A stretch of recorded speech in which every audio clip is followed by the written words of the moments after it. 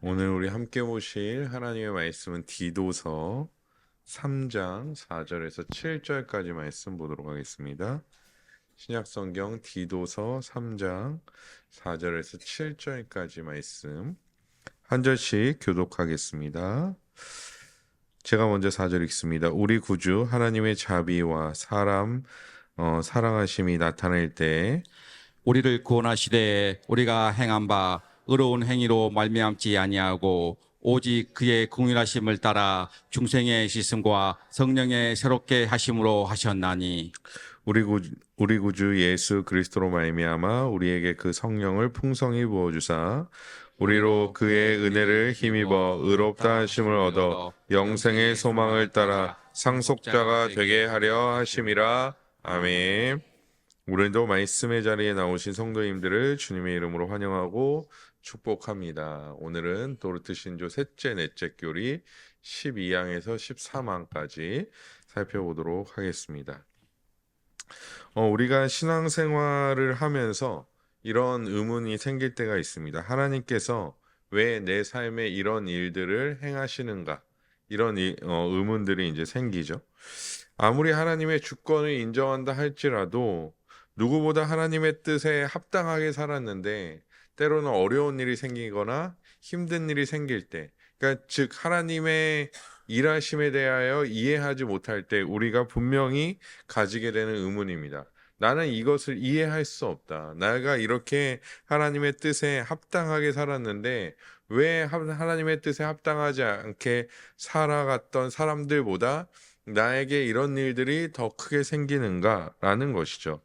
하지만 우리가 생각해 봐야 할 것은 무엇이냐면 하나님이 하신 일들 중에서 우리의 역사, 그러니까 우리의 삶의 역사에서 하나님이 하신 일들 중에서 우리 입장에서 가장 이해되지 않는 일이 있는데 그것이 무엇이냐면 바로 우리의 구원입니다. 구원.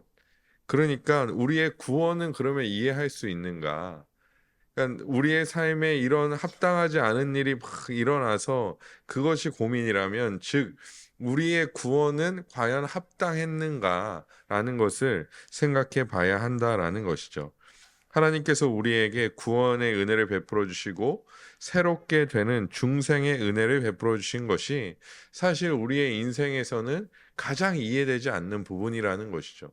우리는 죄인이었고 우리는 죽을 수밖에 없는 자였고 본질상 진노의 자녀였는데 그런 우리에게 하나님께서 중생의 은혜를 구원의 은혜를 베풀어 주셨다. 사실 우리가 이 세상에서 겪는 어떠한 일보다 가장 이해되지 않는 일입니다. 그런데 우리는 그것을 당연하게 여길 때가 너무나 많다라는 것이죠. 왜냐하면 우리 안에 그럴 만한 가치가 있다라고 생각하기 때문입니다. 아르미니우스 주의자들보다 훨씬 더 앞에 세대에 있었던 펠라기우스 주의자들이라는 사람들이 있었습니다. 펠라기우스와 그의 제자들을 의미하는 이제 말인데요. 펠라기우스는 중생의 주체가 인간이며 하나님은 그저 도움을 주시는 분이라고 생각했습니다. 그러니까 뭐 여행으로 치자면 가이드 정도 해주는 거죠. 하나님이. 그러니까 내가 이것을 즐기고 내가 뭐 이런 여행지를 다니고 뭐 이것을 누리고 이런 건데 그 길을 안내해 주는 분이 그냥 하나님이다라고 생각했던 것입니다. 사실 아르미니우스 주의자들은 펠라기우스 주의자들과는 다릅니다. 왜냐하면 하나님의 섭리나 하나님의 어느 정도의 주권들을 다 인정하고 있기 때문이죠. 하지만 결국 아르미니우스 주의자들과 그 앞에서 말한 펠라기우스 주의자들의 공통점은 무엇이냐면 인간의 의지가 최종적인 결론을 내린다라는 것입니다. 중생에 있어서도 마찬가지입니다. 중생에 있어서 그들의 주장하는 바를 우리가 잠시 살펴보면요. 5, 6, 6번입니다. 5, 6번 그들이 주장하는 바인데요. 사람이 참되게 회심할 때 하나님께서는 새로운 자질이나 능력이나 은사들을 사람의 의지에 주입하실 수 없다. 중략하고요. 하나님이 주입하시는 것은 자질이나 은사가 아니라 사람의 행위이다라고 말하고 있습니다. 즉, 이 말이 무엇이냐면 하나님께서는 인간이 하나님의 자녀답게 살아가도록 어떠한 것도 하실 수 없다라는 것이죠. 그의 의지에 맡겨 있는 일이기 때문에 하나님께서는 어떠한 것도 그 의지를 바꾸실 수 없다라고 얘기하고 있는 것입니다. 그런데 우선 우리는 이 구절 자체에서 틀린 점들을 여러 가지 발견할 수 있겠죠. 왜냐하면 우선 주입하실 수 없다라고 쓰는 것 자체가 이해되지 않는 일입니다. 왜냐하면 하나님께서 하시고자 하시면 모든 것이 가능하기 때문입니다. 그러니까 어떠한 원리가 있던지 간에 하나님께서 하시고자 하실 때 그의 공의에 따라서 그의 의로우신 뜻에 따라서 하시고자 하실 때 사람의 의지에 주입하실 수 있죠. 그리고 하나님의 주입하시는 자질이나 은사가 그 구원, 즉 중생에 중요한 것이 아니라고 얘기하고 있는데요. 즉 그것이 중요한 것이 아니라 사람의 행위가 중요하다라고 얘기하고 있는데 이것을 사실 주장하기 위하여 위의 것을 말하고 있는 것이죠. 의지에 하나님께서는 주입하실 수 없다라고 말하고 있습니다. 5, 6, 7번에 보면요. 도덕적으로 설득하는 은혜만으로 자연인을 영적으로 만들기에 충분하지 않을 아무런 이유가 없다. 하나님께서는 이 조언하시는 방식을 통하지 않고서는 의지가 동의하도록 만드시지 않으신다라고 말합니다. 즉 도덕적으로 설득하는 은혜라는 것은 뒤에도 말씀드리겠지만 우리가 생각하는 중생과는 다르게 그러니까 도덕적인 면, 행위적인 도덕을 얘기하는 거죠. 행위적인 도덕을 올바르게 행할 수 있도록 도와주시는 거죠. 그러니까 도와주신다라고 생각하는 겁니다. 마치 도덕 선생님이나 뭐 옛날엔 요즘에는 그런 거 없네. 옛날에 교련 선생, 저 때만 해도 교련이 있었거든요. 교련 선생님들처럼 막 그냥 막 뭐 잘못하면 막 교문에서 오리걸음으로 교실까지 가 막 이러잖아요. 저도 이제 많이 했는데 가 이런 그런 거예요. 그러니까 너가 그러면 다음에 어떤 생각이 들죠? 학생들은 오리걸음 하기 싫으니까 빨리 지각하지 않고 가야겠다. 근데 저는 이제 좀 특이하게 아예 늦게 갔습니다. 선생님이 다 안 계실 때 그냥 아무렇지도 않게 갔더니 이게 한 번 하니까 되더라고요. 예. 그래서 저희 부모님도 이제 나중에는 늦게 가 이렇게 그냥 좀 프리하셨거든요. 그래서 한 9시쯤 고등학생인데 등교하니까 선생님이 교문에 없더라고요. 그래서 그렇게 했던 기억이 있는데요. 이게 이제 인간의 악함이죠. 인간의 악함이 그렇게 드러나는 것이죠. 그러니까 그 정도인 거예요. 교련 선생님이 학생 주인 선생님이 너네 머리 왜 그렇게 했어? 너네 왜 지각해? 너네 왜 다른 학생들 괴롭혀? 이렇게 도덕적인 조언을 해주는 것처럼 하나님은 그 정도의 것으로만으로도 중생할 수 있게 하신다라는 것이죠. 결국에는 하나님의 복음의 능력, 복음의 은혜, 불가항력적인 은혜를 다 거부하는 것입니다. 즉 아르미니우스주의자들은 펠라기우스 정도는 아니지만 명확하게 구원과 중생에 있어서 하나님의 불가항력적인 은혜를 거부합니다. 강력한 능력의 말씀으로 변화시키시는 것이 아니라 그저 도덕적인 조언 정도로 인간이 스스로 중생에 이를 수 있게 도와주시는 분이라고 이해하고 있는 거죠. 마치 불교에서 계속 정진하면 깨달음을 얻어서 열반에 이를 수 있다라고 말하는 것과 크게 다르지 않다라는 것입니다. 하지만 개혁파는 개혁주의는 이 모든 것을 반대합니다. 12항인데요. 조금 길기 때문에 제가 읽도록 하겠습니다. 12항에 중생은 오직 하나님의 사역이라는 주제로 이제 펼치고 있는데요. 네. 이러한 회심을 성경에서는 중생, 새로운 창조, 죽은 자들 가운데서 일으키심, 다시 살게 하심 등과 같은 말로써 매우 인상적으로 표현하며 이것이 하나님께서 우리 안에서 우리의 도움 없이 행하시는 일이라고 가르칩니다. 그러나 이러한 중생은 복음의 외적 부르심이나 권면만으로 일어나는 것이 결코 아니며 또한 하나님께서 자기의 맡은 역할을 행하시고 나면 이제 중생이나 회심의 여부가 사람의 권한에 남겨지는 방식으로 이루어지는 것도 결코 아닙니다. 여기까지만 우선 보면요. 중간중간에 계속 말하고 있는 것은 무엇입니까? 외적 부르심, 외적 부르심이라는 것은 심지어 복음의 말씀입니다. 복음의 말씀으로 외적으로 부르시는 것으로만으로 또 겉면만으로 일어나는 것이 아니라는 것이죠. 어디까지 가야지 중생이 일어난다는 것입니까? 내적 부르심. 결국에는 우리가 지난주까지 함께 살펴봤던 성령의 적용까지 이루어져야지만 중생이 이루어진다라는 것이죠. 결국엔 그냥 외적 부르심으로 우리가 길거리에 나가서 예수님 믿으세요 라고 외치는, 또 예수님이 우리의 구원자이십니다, 예수님께서 우리의 하나님의 아들이십니다, 이게 복음이죠. 이 복음을 외친다 할지라도 하나님께서 그 복음의 말씀을 적용하시는, 즉 내적 부르심이 없다라면 결코 중생이 일어나지 않는다라고 말씀하고 있는 것이죠. 그리고 또한 또한 말하고 있는 것은 무엇이냐면 중생을 하나님께서 야 이렇게 일으키시고 너에게 중생의 권한을 넘겨줄게, 너가 이제 알아서 선택해라고 말하는 것도 아니라고 말씀하고 있습니다. 계속해서 보면 중생은 분명히 초자연적이고 지극히 강력하며 동시에 지극히 즐겁고 놀랍고 신비하고 말로 다 표현할 수 없는 사역입니다. 중생의 일을 행하신 동안 하나님께서는 영감으로 기록하신 성경에 의하면 중생은 그 능력의 면에서 창조의 일이나 죽은 자들 가운데서 부활시키는 일보다 못한 것이 아닙니다. 따라서 하나님께서 그처럼 놀라운 방식으로 그 마음에 역사하시는 사람들은 모두 분명히 실패한 없이 효력 있게 중생을 하며 정말로 믿게 됩니다.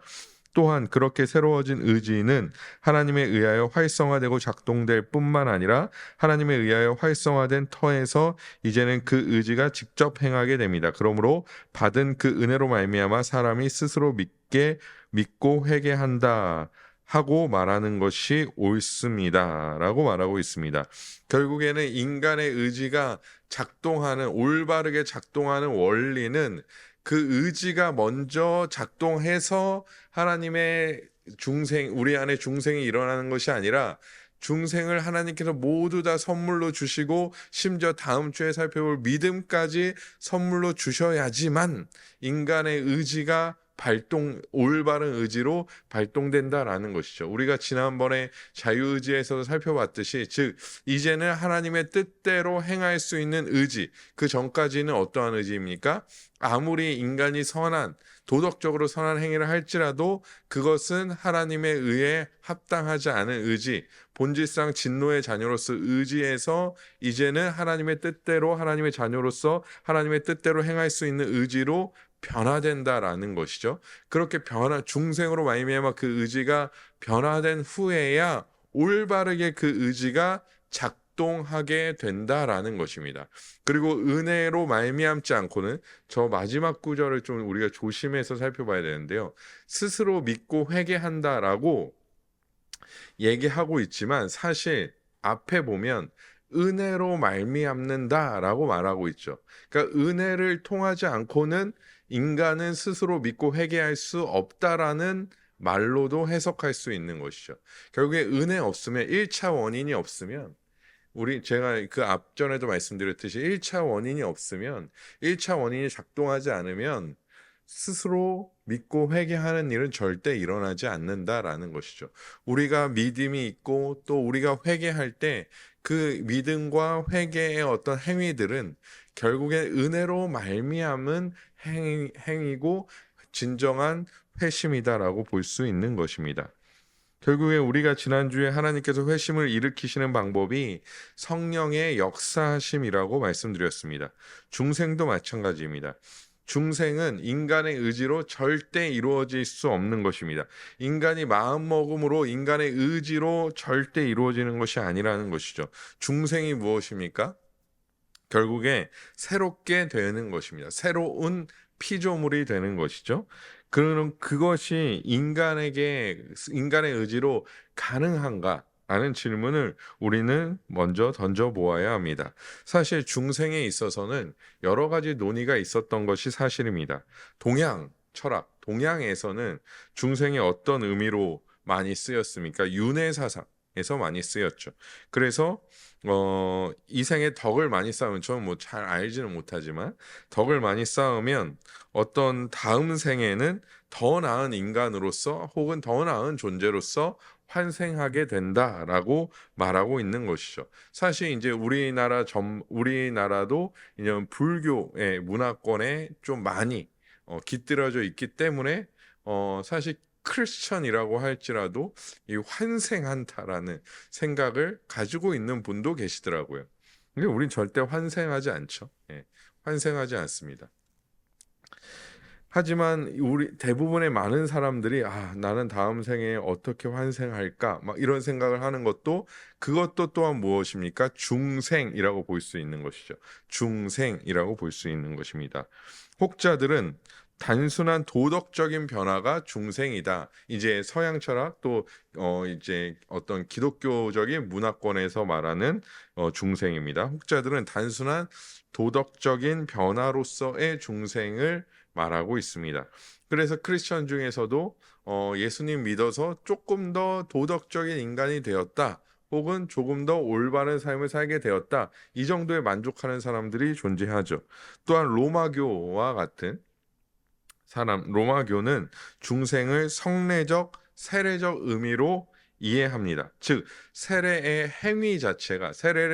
받는 행위 자체가 새롭게 된 것, 즉 중생하게 된 것이라고 보는 것이죠. 그래서 로마교는 이제 로마 카톨릭이죠. 우리가 말하는 천주교. 카톨릭이라는 단어를 이제 잘 안 쓰려고 저도 하고 있는데 로마교 같은 경우는 그래서 세례의 행위 자체가 이꼬르 구원이라고 보고 있습니다. 그러니까 이 세례의 행위에 구원의 능력이 있다라고 보죠. 우리는 어떻게 봅니까? 절대 그렇게 생각하시면 안 됩니다. 세례는 어떤 사람들이 받는 거죠? 이미 구원받은 자들이 세례를 받는 겁니다. 이게 개혁주의적인 생각이죠. 이거 다시 한번 말씀드리면 물론 이제 다 이해하고 알고 계시겠지만 사도 바울이 이스라엘 백성들을 출애굽할 때 홍해를 건너지 않습니까? 그것을 이제 사도 바울이 세례로 이제 말하고 있는데요. 홍해를 언제 건너냐라는 것들을 기준으로 볼 때 결국엔 출애굽한 이후에 홍해를 건너지 않습니까? 출애굽 사건 장자의 죽음, 10번째 재앙인 장자의 죽음에서 유월절 어린 양의 피를 문설주에 바른 것이 예수 그리스도의 죽으심이라고 보고 출애굽한 것을 결국엔 구원이라고 보는 거죠. 그러니까 구원 사건 이후에 무엇이 있는 것입니까?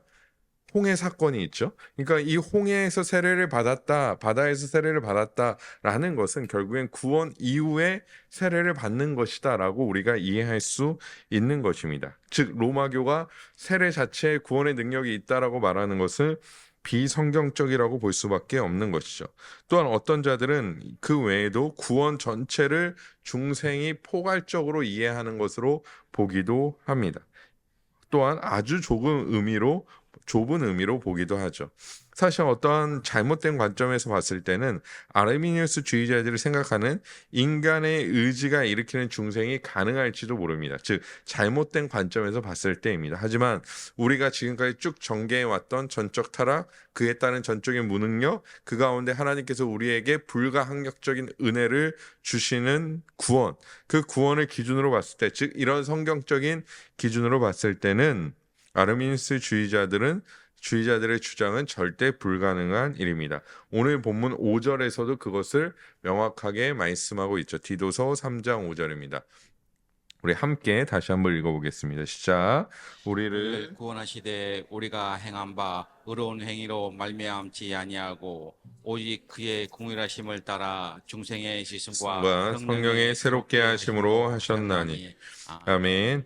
여기서 이 본문에서 말하고 있는 우리가 행한 바 의로운 행위라는 것에는 여기서 의로운 행위라는 것은 우리가 말하는 칭의를 말할 때의 의로움은 아닙니다. 여기서 말하는 의로움은 도덕적인 의로움이죠. 그러니까 도덕적으로 저 사람이 의인이다. 뭐 LG에서 의인상 이런 거를 매해 주지 않습니까? 그 상을 줄 때 그 상 이름이 의인상인데 여기서 말하는 의는 그런 의죠. 도덕적으로 아주 뛰어난 사람을 의미하는 것입니다.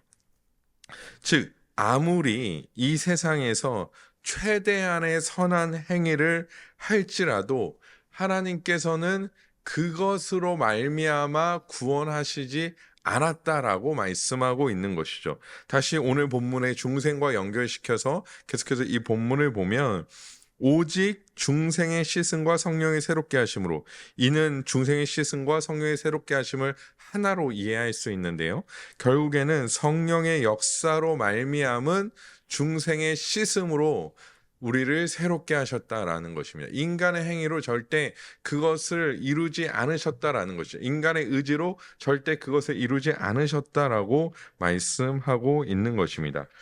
외적인 부르심을 우리 안에 내적인 부르심으로 적용하시는 분이 성령이시죠. 그리고 그것을 적용하실 때 중생, 즉 새롭게 되어지는 은혜의 역사가 우리 가운데 일어나게 된다라는 것입니다. 바빙크의 개혁교회학 4권에서는 이렇게 얘기합니다. 부르심은 하나님에게서 나오며 자신의 아들을 마음에 계시하며 성령을 통해 회개, 믿음, 중생을 주시는 분은 성부다. 중약하고요. 이제 신자들 모두가 영구적인 소유로 삼은 이 성령은 교제의 영이다라고 말하고 있습니다. 결국에 중생의 주권은 누구에게 있는 것입니까? 성부에게 있다라고 말씀하고 있는 것이죠. 주권은 성부에게 있지만 성자와 성령이 함께 일하시죠. 함께 일하시는 것이 바로 중생이다, 회개다, 믿음을 주시는 것이다 라고 말씀하고 있습니다. 그리고 뒤에 말하면 신자들 모두가 영구적인 소유로 삼은, 그러니까 신자들 모두, 우리 모두가 영구적으로, 반영구적인 거 아니에요. 잃어버리는 거 아니고 놓치는 거 아니고 다 쓰면 사라지는 거 아니고 우리가 작은 뭐 작은 죄는 없지만요. 이 세상에서 자범죄를 진다라고 그것이 빼앗기는 것이 아닌 영구적인 참된 신자가 택함을 받아서 하나님께서 영구적으로 우리에게 주시는 것은 성령이신데 그 성령은 교제의 영이다라고 말하고 있습니다. 여기서 이제 교제라는 것은 사실 성도의 교제, 성도의 교제가 맞긴 한데요. 우리가 생각하는 일반적인 사람들이 생각하는 성도의 교제는 아닙니다. 제가 이제 일반적인 사람들이 생각하는 성도의 교제라고 얘기하는 이유는 무엇이냐면요. 일반적으로 생각하는 성도의 교제는 무엇입니까? 같이 밥 먹고, 같이 차 마시고, 같이 제가 못 들었으니까 넘어가겠습니다. 산에 놀러 가고 뭐 이런 것들을 얘기하죠. 근데 성도의 교제는 첫 번째로는 무엇이냐면 성부와 성자와의 교제를 말하고 있습니다. 요한일서 1장 3절 말씀 볼까요? 요한일서 1장 3절 말씀 보면 우리가 보고 들은 바를 너희에게도 전함은 너희로 우리와 사귐이 있게 하려 함이니 우리의 사귐은 아버지와 그의 아들 예수 그리스도와 더불어 누림이라 라고 말씀하고 있는 거죠. 그러니까 우리가 성도 간의 교제가 가능한데 그 교제는 아버지와 그의 아들 예수 그리스도와 함께 누리는 거죠. 그러니까 이것을 누가 가능케 하시냐면 우리 안에 계신 성령께서 가능하게 하시는 거라는 것입니다. 우리가 아버지와 예수 그리스도와 감히 교제할 수 있는가? 할 수 없죠, 사실은. 하지만 성령께서 끊임없이 우리 안에서 역사하시어 말씀으로 말미암아 아버지와 아들과 교제하게 하시고 그 교제 안에 있는 자들로 하여금 서로 성도 간의 교제를 이루어 가신다라는 것입니다. 그래서 성도의 온전한 교제가 이루어지는 장이 어디냐면 다른 곳이 아니라 식당이 아니라 저 산이 아니라 저기 뭐 커피숍이 아니라 어디입니까? 예배죠, 예배. 예배입니다, 예배. 예배에서 하나님 말씀 듣죠. 하나님 말씀 듣고 하나님 말씀은 저는 하나님 말씀 듣는 것이 하나님의 음성 듣는 것과 동일하다라고 보는 입장입니다. 하나님과 교제하죠. 예수 그리스도의 중보하심이 있죠. 그리고 이 모든 것이 성령의 역사로 이루어지고 있는 것이죠. 그러니까 굳이 우리 성도의 교제, 저는 이제 청년 사역을 오래 했으니까 밥 먹으면서 성도의 교제를 한다, 뭐 하면서 성도의 교제를 한다. 굳이 그거를 맞추자면 밥 먹으면서 성도의 교제를 굳이 거기에 맞추자면 밥 먹으면서 딴 얘기 말고 목사님 11시 예배 때 9시 예배 때 들었던 말씀 어떻게 우리가 살아갈까를 나누시면 됩니다. 그 정도면 한 5발 양보해서 성도의 교제라고 볼 수 있죠. 한 5발 정도 양도해서. 네. 그러면 목사님 그거 너무 부담스러운데요. 그러면 성도의 교제를 하지 마시고 그냥 밥 먹는다라고 하면 됩니다. 맛있게 밥 먹자. 예. 근데 또 우리를 한 교회로 불러주셨으니까요. 또 그랬으면 좋겠다라는, 저도 사실 이제 주일에 식사할 때 그러지 못하지만 그렇게 또 들은 바에 있음 가지고 같이 이거 어떻게 살아갈까 뭐 이런 얘기들을 좀 나누면 좋지 않을까라는 생각을 해봅니다. 그래서 다시 이제 좀 본문으로 돌아오면요, 결국에는 이 교제는 성령으로 이루어지는 것이죠. 그러니까 중생의 은혜로 말미암아, 결국에 중생이 우리 가운데 이루어 주심으로 말미암아, 또 뭐 다양한 믿음의 역사, 은혜의 역사가 우리 안에 이루어짐으로 말미암아 성령이 우리 가운데 끊임없이 역사하시고 말씀으로 역사하시고 말씀으로 우리를 이끄시고 인도해 주신다라는 것이죠. 여기에 어떻게 인간의 의지가 들어갈 수 있느냐라는 것입니다. 여기에 인간의 의지가 개입할 여지가 있는가? 절대 없다라는 것이죠. 또한 중생은 새롭게 되어지는 것입니다. 그러면 새롭게 된다는 것은 무엇을 의미할까요? 성경에서 새롭게 된다라는 개념 자체는 사실 완전히 새로운 존재가 되는 것은 아닙니다. 완전히 새로운 존재가 되는 것을 말하고 있지 않습니다.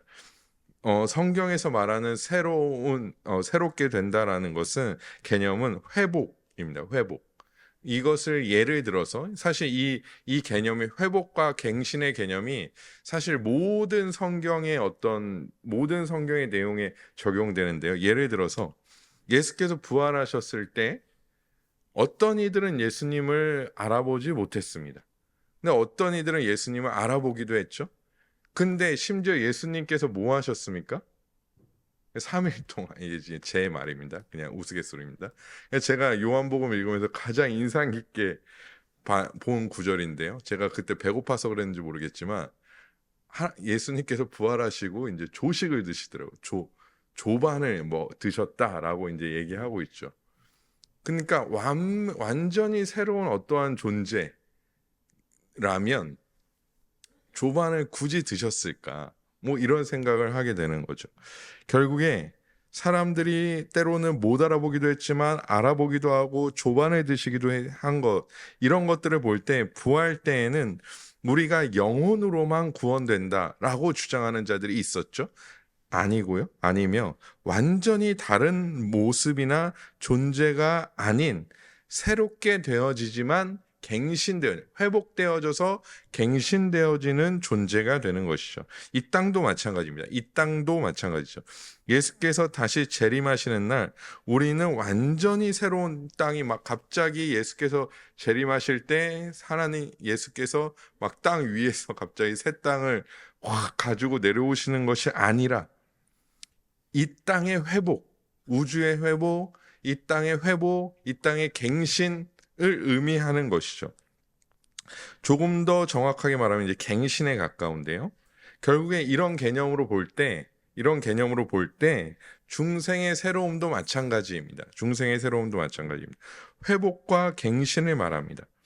또한 여기서 바빙크의 말에 좀 기대어 말씀드리자면, 개역교의학 4권에 그리스도는 두 번째 창조자가 아니라 이러한 타락한 피조계의 구세주와 제가 이제 오타인데요. 구세주입니다.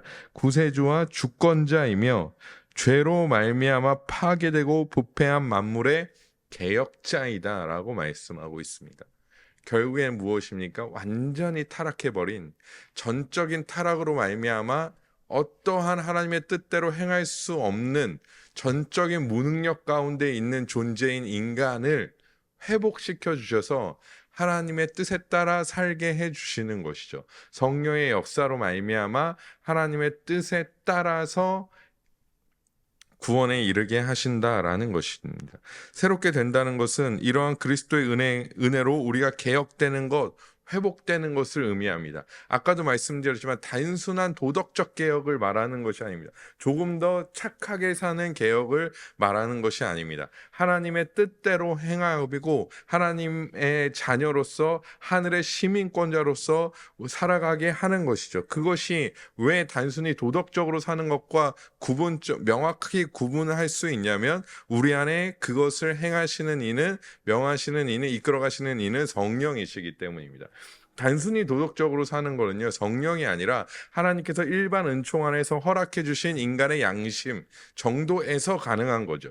그냥 그 정도의 어떤 쉽게 말하는 레벨인 겁니다. 근데 우리 안에 성령이 계심으로 말미암아 우리는 단순히 그냥 착하게 사는 것이 아니라, 그리스도인들이 단순히 착하게 사는 것이 아니라, 물론 착하게 살아야겠지만 더 나아가 성령의 인도하심 따라 성령의 도우심으로 하나님의 뜻대로, 즉 목적부터 바뀌어서 하나님을 영화롭게 하고 그분을 영원토록 즐거워하는 삶으로 살아가게 되는 것이죠. 이 땅에서는 무엇을 소망하면요, 다시 오실 예수 그리스도를 소망하며 그렇게 살아가는 것이 참된 신자의, 중생된 자의 삶의 모습이고, 그것이 바로 중생이라는 것입니다. 그래서 그리스도께서 우리를 구원하실 때 자신을 어떻게 하셨습니까? 낮추셨죠. 낮추셨지만 그가 죄가 없으시기 때문에 우리가 그저 그런 어느 정도의 상태까지만 높이신 게 아니라 우리가 원래의 상태, 그러니까 원래의 창조될 때의 상태보다 조금 더 갱신, 조금 더 높이셔서 우리를 맞추어 주셨다라고 말하고 있습니다. 그러니까 우리가 원래의 상태라면, 즉 아담의 상태라면 우리가 또 죄를 지어서 타락할 가능성이 있지만 그것보다 우리에게 조금 더 나은 상태, 이게 이제 갱신이죠. 이제 조금 있으면 아이폰 17이 나온다고 하는데요. 그러면 16보다 어떻게 됐습니까? 조금 더 갱신된 거죠. 마찬가지로 우리가 원래의 태초의 상태보다 조금 더 갱신된 상태로 우리를 구원해 주셨다라는 것입니다. 그것의 근거가 무엇입니까? 우리의 구원은 절대 무언가에게 빼앗기지 않는다라는 것입니다. 결국에는 죄의 노예였던 우리가 이제 참 자유자로 살아가게 되며, 본질상 진노의 자녀였던 우리가 죄에 따라 살아가는 것이 아니라 성령을 따라 살아가는 것을 의미합니다. 결국에는 이것을 분명하게 기억하셔야 되는데, 우리 안에 그것을 가능하게 하시는 성령이 계시기 때문입니다. 그래서 단순하게 성경에서 나오는 행위를 따른다라고 해서 중생자가 되는 것은 아닙니다. 실제로 중생한 자는 하나님을 기뻐하며 예수 그리스도의 은혜에 의하여 성령의 인도하심을 따라 기쁨으로 하나님의 뜻대로 행합니다. 그렇게 살기를 주저하지 않는다라는 것이죠. 죄의 유혹을 찾아올 때 회개하며 다시금 그 길로, 하나님의 뜻하시는 길로 돌이킵니다. 누군가 이 행위를 따라할 수는 있죠. 따라할 수는 있습니다. 제가 이제 그 웨스트민스터 신앙고백사 할 때 가시적 교회와 비가시적 교회 말씀드릴 때, 가시적 교회는 결국에는 알곡과 가라지가 있다. 하지만 우리는 다 알곡이라는 전제하에 신앙생활을 해야 되고, 누구를 가라지라고 판단할 그것은 우리에게 없다. 뭐 이런 말씀을 드린 적이 있죠. 그래서 그런 근거에서 보면 누군가는 그 행위를 따라 할 수는 있습니다. 하지만 그것은 무엇이 될까요? 회칠한 무덤이 됩니다. 결국에 그런 사람들의 특징은 무엇이냐면, 공로를 누구에게 돌리냐면 자기에게 돌리길 원한다라는 것입니다. 우리의 공로는 누구에게 있습니까? 모든 공로는 예수 그리스도께 있죠. 근데 회칠한 무덤과 같은 사람의 가장 큰 특징은 무엇이냐면, 공로를 자기에게 돌리길 원한다라는 것입니다. 그들의 삶에서 예수 그리스도가 빛나는 것이 아니라 인간이 빛나며, 때로는 공동체, 교회의 이름이 빛나기를 소망합니다. 그래서 무언가 자신이 우리가 빛나 보이는 순간 우리는 오히려 그것을 어떻게 생각해야 합니까? 두려워해야 합니다. 오히려 내가 빛나 보이는 순간을 두려워해야 한다라는 것이죠. 오히려 그것이 우리를 교만하게 만들 수도 있고 그것에 취할 수 있기 때문입니다. 그래서 우리의 마음 가운데 끊임없이 나의 공로를 인정받고 싶고 나의 어떠함을 인정받고 싶고 이런 마음이 있다면 우리는 끊임없이 회개해야 합니다. 왜냐하면 그것은 하나님께서 주시는 마음이 절대 아니기 때문입니다. 근데 마태복음 13장 43절에 보면요. 이렇게 또 말씀하고 있죠. 그때 의인들은 자기 아버지의 나라에서 해와 같이 빛나리라. 귀 있는 자들은 들으라. 아멘. 여기서 보면 해와 같이 빛나리라 라고 말하고 있으니까 자꾸 자기가 빛나고 싶은 거예요. 예. 자기가 빛나고 이게 그래서 사탄이 가장 유용하게 쓰는 것 중에 하나가 교만이죠. 교만. 그러니까 자기가 빛나. 봐라. 성경에 뭐라고 말하고 있냐. 아버지의 나라에서 너희가 여기서는 안 빛나더라도 너희가 아버지의 나라에서는 빛나니까 상급을 잘 쌓아서 너네는 저기 천국에 가서 저기 타워 팰리스에 가서 너네는 살 거다. 그리고 저 목사님들은 이제 짜장면 배달이나 할 거다. 뭐 막 이런 얘기 막 하잖아요. 저도 이런 얘기를 뭐 기도원 갈 때마다 이런 얘기를 막 들은 것 같아요. 근데요, 여러분 이 구절을 근데 찬양도 있죠. 찬양도 있죠. 찬양에서 이 부분을 딱 띄어서 부르다 보니까 그렇게 오해할 수 있는데요. 사실 이 구절의 전통적이고 문맥적인 해석은 저 해와 아버지의 나라에서 해와 같이 빛난다라는 것은 우리가 포커스를 받고 우리가 주목받는 것이 아니죠. 안타깝지만 아닙니다. 왜냐? 생각해 보십시오. 천국에 가면 어떤 일이 일어날까요? 우리가 막 포커스를 받고 우리가 천국문에 들어올 때 막 레드카펫 깔아주고 레드카펫 사실 필요 없죠. 뭐 금으로 다 깔려 있고 막 이러면서 들어올 것 같잖아요. 근데 생각해 보시오. 천국에는 하나님의 영광이 충만한데 예수 그리스도가 하나님의 보좌 우편에 앉아 계신데 누가 저 보실 분 있으세요? 저 같아도 저를 안 볼 것 같아요. 왜냐하면 너무 보고 싶던 예수님, 그 하나님의 영광의 충만함, 그것을 찬양하고 그것을 기뻐하고 그것에 감사하고 그것의 기쁨에 충만하기 바쁜데 야 저기 오세훈이 왔단다 그래서 누가 포커스를 거기다 맞추겠습니까? 물론 이제 기뻐하긴 하겠죠. 그것도 그 기뻐함도 무엇입니까? 하나님께 영광의 기뻐함이죠. 그래서 저 해와 같이 빛난다는 것은 사실은 영화되어지는 거예요. 그러니까 성화의 단계에서 그리스도께서 이 땅 가운데 다시 오실 때 우리가 영화의 단계로 들어가는 것, 영화롭게 되는 것을 의미하는 것이지 무언가 우리가 포커스를 받고 우리한테 스포트라이트가 쏟아지고 막 우리가 박수 받고 대단하게 막 타워 팰리스 막 꼭대기층에 살고 막 그런 것이 절대 아니라는 것이죠. 여러분 천국에서 타워 팰리스 꼭대기층에 사는 게 무슨 의미가 있습니까? 무슨 의미? 아무런 의미가 없습니다. 사실 이 내용이 조금 그럴 수 있어요. 왜냐하면 전통적으로는 우리가 무언가 열심히 하면 잘 상급을 쌓아서 마치 마일리지를 잘 쌓아서 천국에서 한 번에 막 쓸 수 있는 것처럼 많이 우리가 인식하고 생각해 왔기 때문이죠.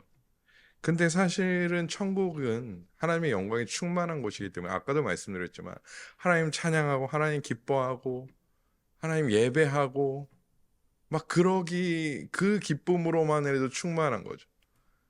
별로신가요? 네, 별로 계속 예배 드린다고? 별로신가요? 그랬다고 하더라고요. 저희 교수님 그 따님이 그 책에도 나와 있는데 교수님 따님이 천국에 대해서 이제 교수님이니까 얼마나 잘 설명해 주실 거예요. 이런 게 있대. 이렇게 할 거야. 아, 재미없어. 아, 계속 예배 드린다고? 아, 재미없어. 그랬더니. 예. 아이들은 빨리 끝나고 막 놀고 싶고 뛰어놀고 싶잖아요. 근데 그것이 재미없지 않을 정도로 그것을 느끼지 못할 정도로 그 충만한 하나님의 어떤 영광이 가득하게 된다라는 것입니다. 그냥 이 말씀을 이제 적어 놓고서도요. 사실은 우리가 좀 고민해야 될 바는 무엇이냐면 우리가 알면 알수록 사실은 저도 그랬고요. 우리가 하나님을 알면 알수록 우리가 지금까지 잘못 알고 있었던 것들을 에 대한 변호를 하려고 하기보다는 계속 우리가 수정해 가야 됩니다. 올바른 방향으로. 그래서 내가 지금까지는 그런 상급론에 대해서 잘못 알고 있었는데 상급이 없다. 상급은 있습니다. 성경에서 말하고 있기 때문에 상급은 있죠. 근데 그 상급에 대해서라도 잘못 알고 있었다라고 생각되면 무엇이죠? 우리가 올바르게 바꿔가야 한다라는 것이죠. 조금 제가 교만하게 보일 수 있지만 제가 그랬으니까요.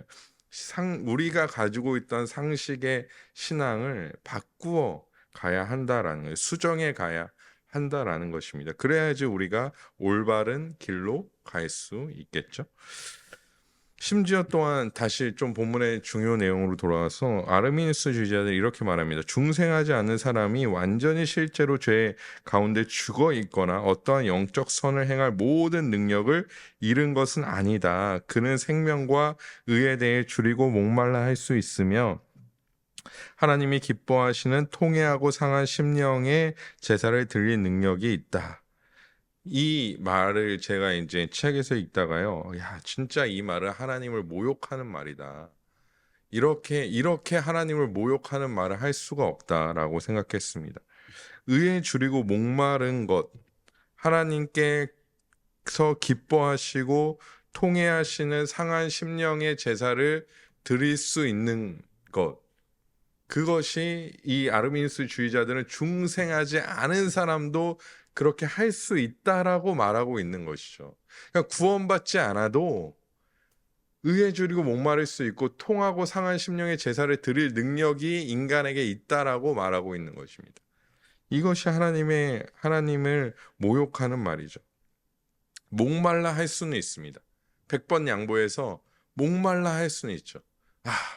진짜 이 세상에서 진리는 뭘까?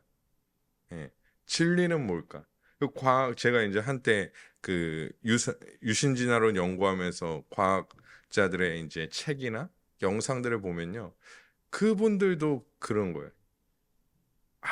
진짜 신이 있나? 이게 안 풀린. 시작점이 도저히 안 풀린다. 진리는 뭘까? 이 정도의 목마름은 가질 수 있어요. 누구나 가질 수 있습니다. 하지만 도무지 그 갈증을 해소할 수 있는 물을 스스로 찾을 수 없다라는 것입니다. 우리는 그동안 너무나 쉽게 구원을 말하고 구원을 확정지어 왔습니다. 그 사람에게 참된 믿음이 있는지 없는지 확인하지 않습니다. 영적 기도를 따라하면 구원받았다라고 말하죠. 군대에서 햄버거 먹고 싶어서 세를 받는, 요즘에는 뭐 엄청 많이 주더라고요. 그 받는 자들에게 구원받았다라고 그냥 아주 쉽게 말합니다. 아르미니우스 주의자들의 중생은 이와 같이 중생을 인간의 영역에서 아주 쉽게 생각한 것이죠.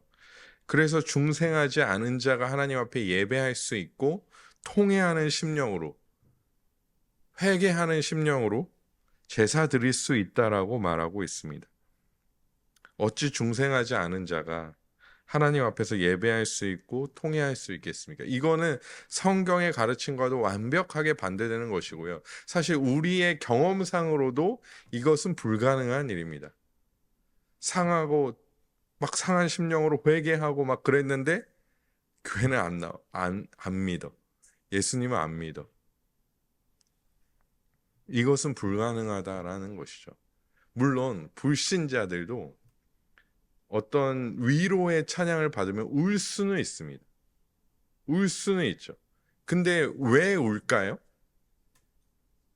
그냥 감동인 거죠. 그냥 위로인 거죠. 인간적인 위로입니다. 한 드라마 대사에 이런 말이 나옵니다. 두 주인공이 이제 영화를 보러 갑니다. 여자 주인공이 남자 주인공에게 영화를 보러 가자고 한 것이죠. 영화가 끝난 후에 여자 주인공이 이렇게 말합니다. 까먹으면 했어요. 생각도 많고 걱정도 많으니까.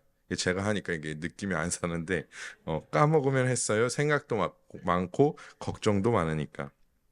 이게 무슨 말이냐면 영화를 같이 보자고 했던 이유가 생각도 많고 걱정도 많은 사람이 영화를 보는 2시간 정도라도 그 고민하고 있는 생각과 걱정을 잊어버리고 영화에 좀 집중했으면 좋겠다라는 얘기를 한 것이었죠. 그래서 저는 이 대사를 들으면서 2가지 정도를 생각했습니다. 첫 번째는 맞다. 나도 영화를 보는 한 2시간 정도 아무 생각 안 하네. 그냥 영화를 보고 있으면요. 거기에 이제 몰입하다 보면 내가 가지고 있는 걱정이나 근심과 거 생각 안 하고 그냥 재밌으면 거기서 웃고 감동적이면 좀 울기도 하고 지루하면 잠도 자고 뭐 우리가 2시간 동안 그렇게 하고 있는 거죠. 그리고 또 한 가지 생각은 그래 2시간 뿐이지. 2시간 뿐이라. 세상의 위로, 평안 이런 것들은 마치 우리의 인생의 영화의 2시간처럼 잠시 잠깐일 뿐이지 영원하지 못하다라는 것입니다. 왜 제가 이런 말씀을 드리냐면 아까 말했던 어떤 사람이 어떤 찬양을 듣고 믿지 않는 사람이 울 수 있어요. 예. 이것은 사실 아무리 찬양이라고 해도 2시간 정도의 어떤 그런 감격일 뿐이라는 것이죠. 이가 진짜 눈물 흘리고 하나님 앞에 돌아오는 것은 성령의 역사로 말미암아 그 안에서 그 이후에 그 안에서 참된 평안을 누리고 참된 소망을 찾고 참된 하나님의 자녀로까지 살아가는 것이 진짜 중생이지 단순히 그냥 이거 찬양 좋네 눈물 흘리고 끝나는 것은 구원이 아니라는 것입니다. 구원이 아니라는 것이죠. 그저 2시간짜리 영화일 뿐이라는 것입니다. 오직 하나님이 주시는 것만이 하나님께서 그 안에 내적으로 역사하셔야만이 내적으로 부르셔야만이 참된 신자로서의 중생을 경험하게 되는 것이지 누군가 인간의 어떤 감동적인 스토리나 감동적인 어떤 그런 내용으로 불신자가 눈물 흘린다고 해서 그것이 진짜 구원받은 것인가라고 우리가 확정지을 수 없다라는 것입니다. 결국에 이 모든 것은 성령의 역사와 은혜로 말미암아 이루어진다라는 것이죠. 결국 참된 신자는 단순간의 눈물이 아니라 삶으로 열매 맺게 되어 있다라는 것입니다. 중생의 열매, 새롭게 되면 열매, 새로운 피조물이 되어서 하나님의 뜻대로 하나님의 말씀대로 우리가 지난주에 말씀 들었던 것처럼 좋은 땅에 심기어져서 열매 맺은 30배, 60배, 100배의 열매 맺은 것과 같은 열매가 있는 자들이 중생된 자다라고 볼 수 있다라는 것입니다. 사랑하는 성도 여러분, 14망을 읽진 않겠지만 14망에는 이런 내용이 있습니다. 제가 서두에 말씀드린 우리 안에 하나님께서 이해되지 않는 일을 왜 행하시는가와 연결되는 맥락인데요. 14망의 내용이 그렇습니다. 이 놀라운 중생을 우리에게 왜 베풀어 주셨지? 이해되지 않습니다. 이해되지 않죠. 하지만 그것을 우리가 이해할 필요는 없습니다. 이해할 필요는 없습니다. 그저 우리는 하나님의 은혜를 받아들이고 기뻐하고 감사하면 됩니다. 우리의 중생이 우리에게 근거를 하나님께서 두시지 않기 때문에 원인도 우리가 찾아낼 필요가 없다라는 것이죠. 우리를 새롭게 하시는 것은 중생하게 하시는 것은 오로지 기쁘신 하나님의 뜻인 줄 믿습니다. 새롭게 된 우리는 오직 그의 뜻에 따라 합당하게 성령을 따라 말씀을 따라 행하는 것이죠. 왜 내가 중생되었지? 이런 질문할 필요가 없다라는 것입니다. 이런 의문을 가질 필요가 없다라는 거죠. 그럴 생각할 시간에 하나님의 말씀을 따라 살아가라는 것입니다. 우리가 빛나는 것이 아닌 오직 주님만 빛나시길 간절히 원하는 자들이 되어져야 할 줄 믿습니다.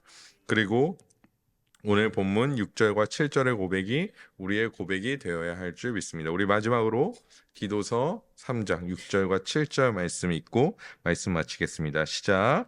우리 구주 예수 그리스도의 말미암아 우리에게 그 성령을 풍성히 부어주사 우리로 그의 은혜에 힘입어 의롭다 하심을 얻어 영생의 소망을 따라 상속자가 되게 하려 하심이라.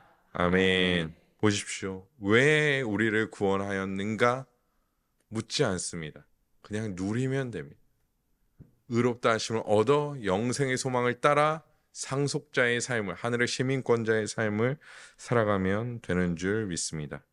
사랑하는 성도 여러분, 우리 안에 이런 기쁨과 참된 소망이 넘쳐나기를 소망합니다. 교만하지 아니하고 자만하지 아니하고 오히려 하나님을 알아가며 알아갈수록 그의 앞에 겸손하여 하나님의 뜻대로 성령의 인도하심대로 살아가는 우리 모든 아래 보이교회 성도님들 되시기를 주님의 이름으로 간절히 소망합니다.